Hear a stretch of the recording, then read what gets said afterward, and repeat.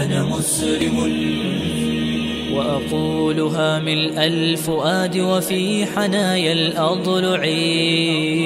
أنا مسلم. Imam Abu Hanifah, nama aslinya Nu'man bin Sabit bin Marzaban. Berdarah asli Persia, lahir di Kufah pada tahun 80 Hijriah. Sekelompok orang Arab yang fanatik keberatan bila ada ahli fikih dari non-Arab, sehingga membuat nasab Arab untuknya.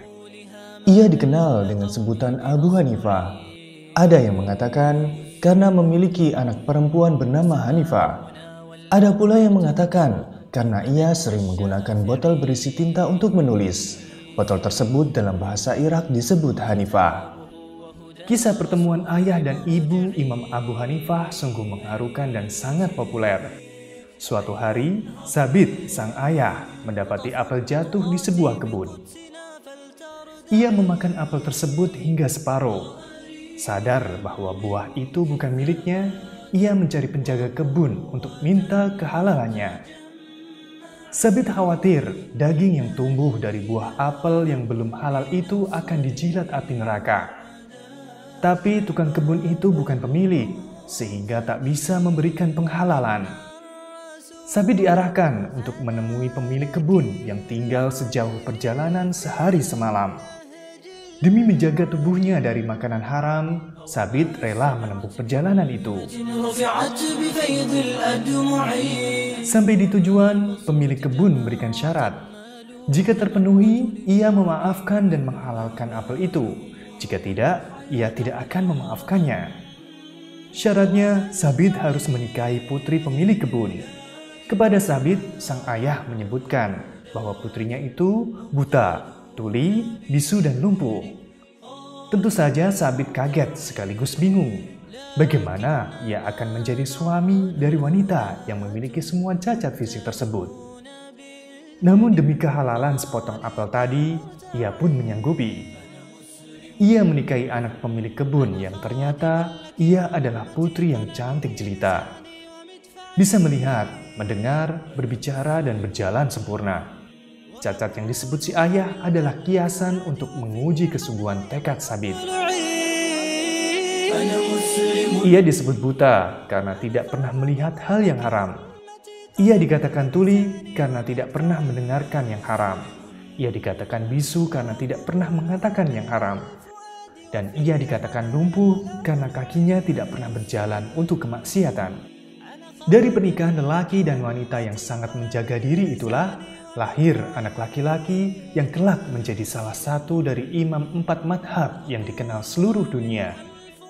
Dialah Nu'man bin Sabit atau yang dikenal dengan Abu Hanifah.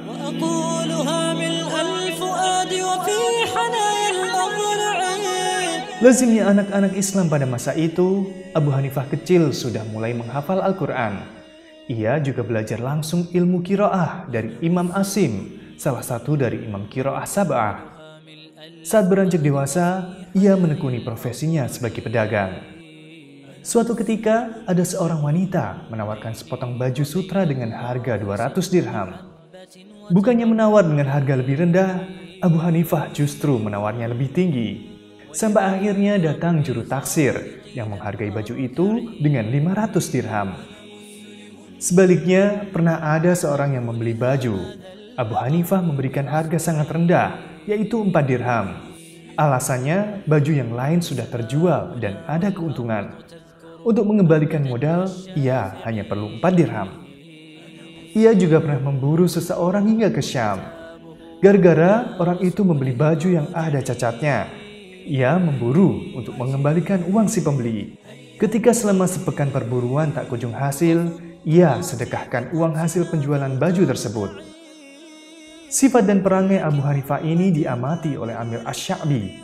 Selain pribadi terpuji, ulama ini menangkap kecerdasan yang luar biasa dari dirinya. Ia menasihatkan agar Abu Hanifah jangan menghabiskan seluruh waktunya untuk berdagang. Ia perlu berguru mencari ilmu.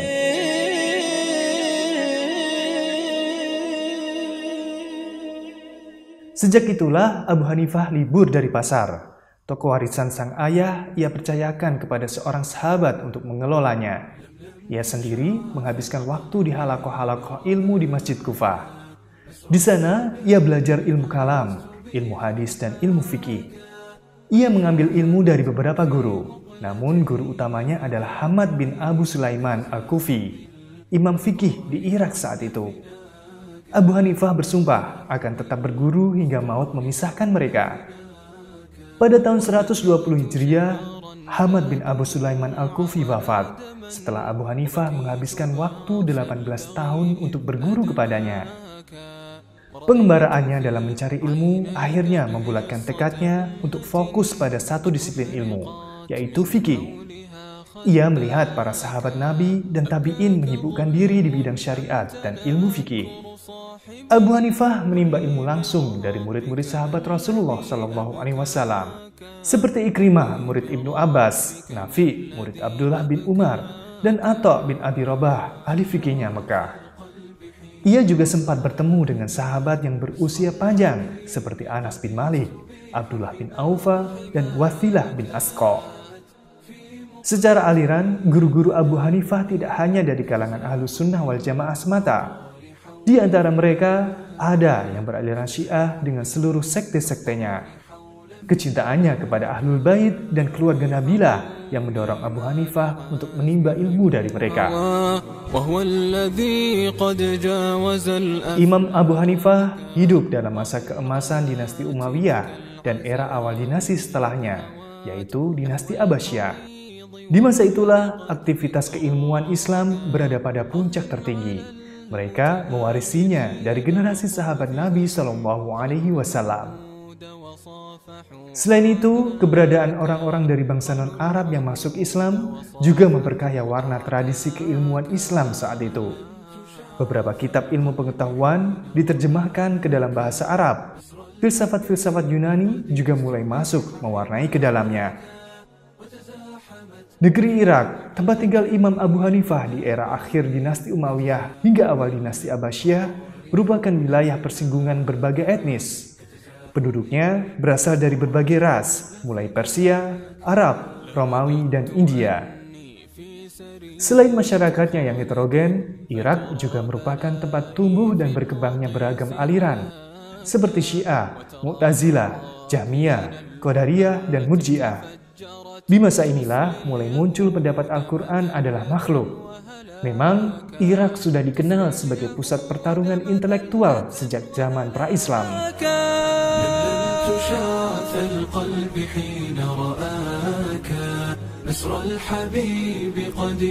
Umat Islam mulai terpecah ke dalam banyak kelompok dan aliran. Perbedaan dan perselisihan antar mereka demikian tajam. Di antara mereka dengan mudah menuduh pihak lain kafir, fasik, dan ahli maksiat.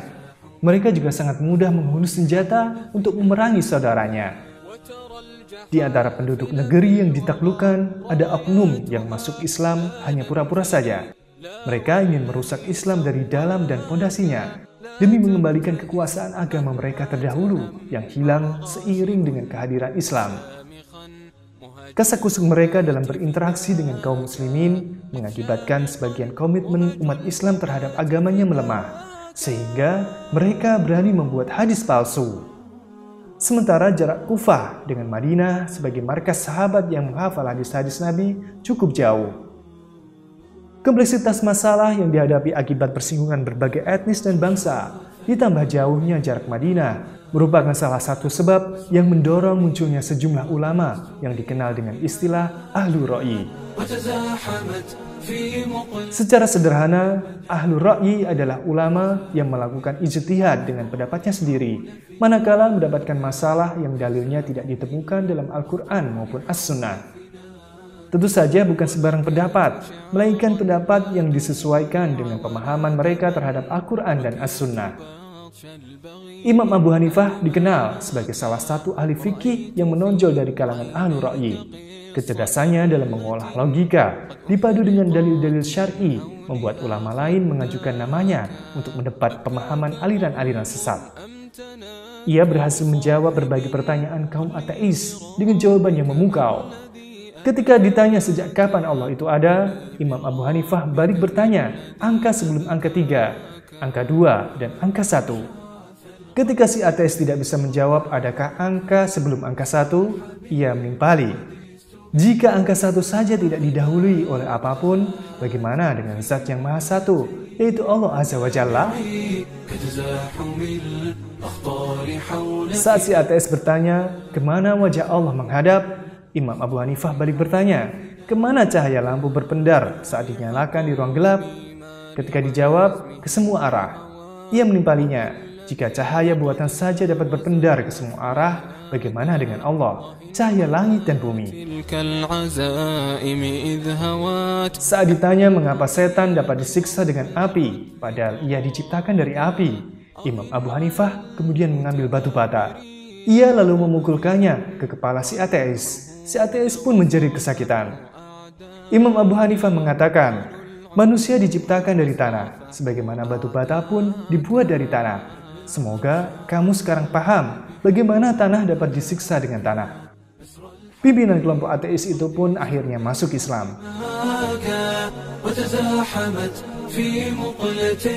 Kecerdasan Imam Abu Hanifah juga tergambar dalam beberapa pembicaraan ringan lainnya. Misalnya, saat ada seseorang yang menawarkan dirinya untuk ditanyai masalah-masalah agama.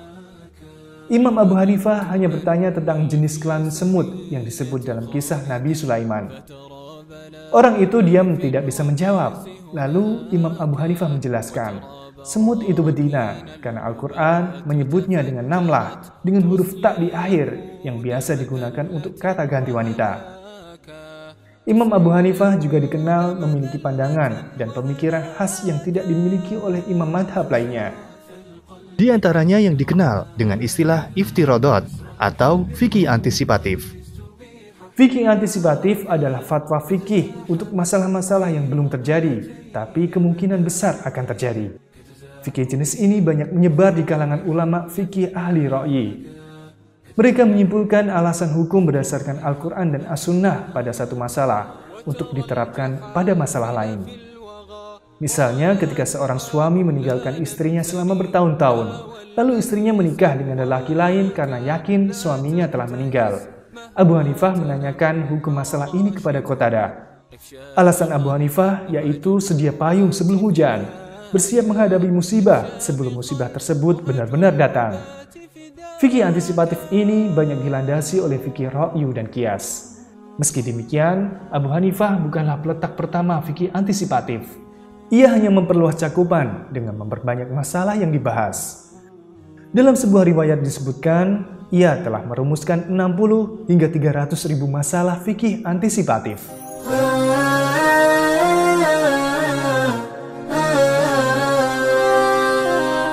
Di antara keunikan fikih Imam Abu Hanifah adalah seorang wanita berhak untuk menikahkan dirinya sendiri. Alasannya, Islam memberikan hak dan kewajiban kepada wanita sama dengan pria. Jadi selama memiliki pikiran sehat, seorang wanita memiliki hak untuk melakukan keinginannya selama tidak bertentangan dengan syariat. Meski demikian, Abu Hanifah tetap berpendapat bahwa pernikahan yang dilangsungkan dengan wali adalah tindakan yang lebih baik. Kepiawaian Abu Hanifah dalam masalah fikih mendapatkan pengakuan dari banyak ulama pada masanya maupun masa setelahnya. Di antaranya, Imam Syafi'i, orang yang ingin memperdalam ilmu fikih berutang budi kepada Abu Hanifah. Malik bin Anas, ketika ditanya, apakah Anda pernah bertemu Abu Hanifah? Malik bin Anas menjawab, ya, dia adalah seorang pria yang bila mengatakan, aku bisa mengubah tiang ini menjadi emas, tentu dia akan bisa memberikan alasan untuknya. Yahya bin Ma'in, qiraah terbaik adalah qiraah Hamzah dan fikih terbaik adalah fikih Abu Hanifah. Abdullah bin Mubarak, aku memberitahu Sufyan As-Tsauri, Abu Hanifah sama sekali tidak pernah menggunjing. Aku sama sekali tak pernah mendengarnya menggunjing musuhnya. Sufyan As-Tsauri, Abu Hanifah adalah orang paling alim sedunia pada zamannya. Abu Yusuf, demi Allah, Abu Hanifah adalah pembela agama Allah, zuhud terhadap dunia, pendiam, selalu berpikir, dan tidak suka berbicara banyak. Jika ditanya tentang sesuatu yang diketahuinya, dia menjawab, dan senantiasa berpuasa.